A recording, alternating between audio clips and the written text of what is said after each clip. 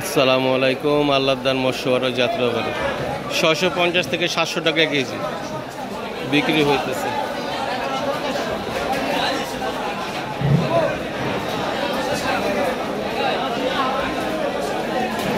মাছের নাম জানি কি?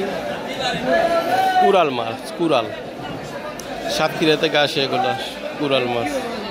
হ্যাঁ, ভেটকি বা কুরাল।